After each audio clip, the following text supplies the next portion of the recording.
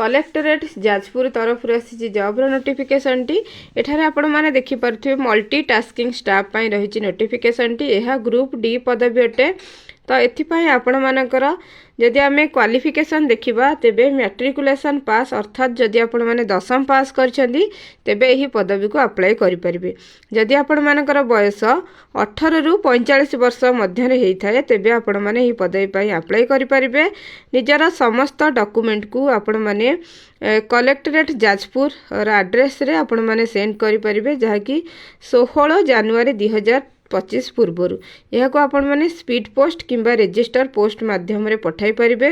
तो जदि आम एठारे सैलरी देखिबा तेबे पर डे आपण मानकु 500 टंका सैलरी रहिबो। तो देखि पारथिबे एठारे एक फॉर्मेट रहिछि एही फॉर्मेट टी को आपण माने फिल अप करिकि सेमानक निकट को जनवरी 16 पूर्वर पठाई परिबे। तो एठारे देखि पारुथिबे फर्स्ट पॉइंट रे अछि नेम ऑफ द एप्लिकेंट निजर नामटी को लिखिबे, फादर्स नेम निजर बापांकर नाम लिखिबे, डेट ऑफ बर्थ निजर जन्म तारीख को 10वीं सर्टिफिकेट रु देखि आपण माने यहा को फिल अप करि परिबे।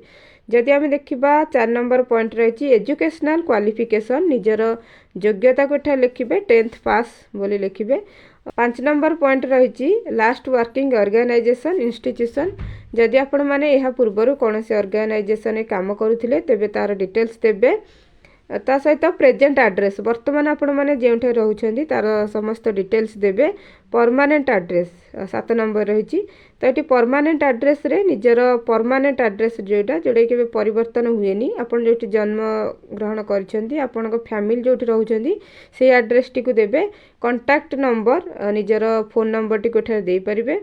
वर्किंग एक्सपीरियंस जदि अच्छी आपण माने अन्य को फील्ड रे जदि काम करूथिले एही एमटीएस रे तेबे हाकू माने लिखि परिबे। एठारे प्लेस डेट आपण माने एठारे लिखिबे, सिग्नेचर टी को करिवे। तो देखंतु एही फॉर्मेट टी को फिल अप करि सारिबा परे आपण माने किछि डॉक्यूमेंट रो जेरॉक्स मध्ये आ सहित अटैच करके देई परिबे। जेमिति कि एजुकेशनल क्वालिफिकेशन 10वीं सर्टिफिकेट टी को आपण मानकर जेरॉक्स करके देबे।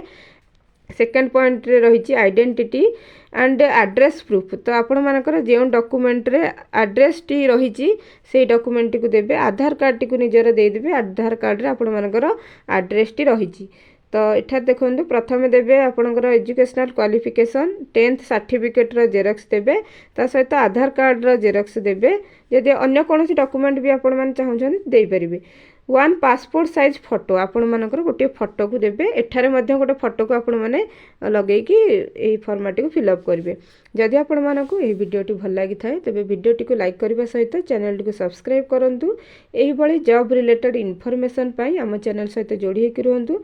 जदि आपण माने एही पीडीएफ टी को चाहुचंदी तेबे आपण माने हम टेलीग्राम ग्रुप रे मध्य जॉइन हे परिबे। टेलीग्राम ग्रुप रो लिंक टी को मु डिस्क्रिप्शन बॉक्स रे दे देबी, सेठार आपण माने जॉइन हे परिबे। Thanks for watching.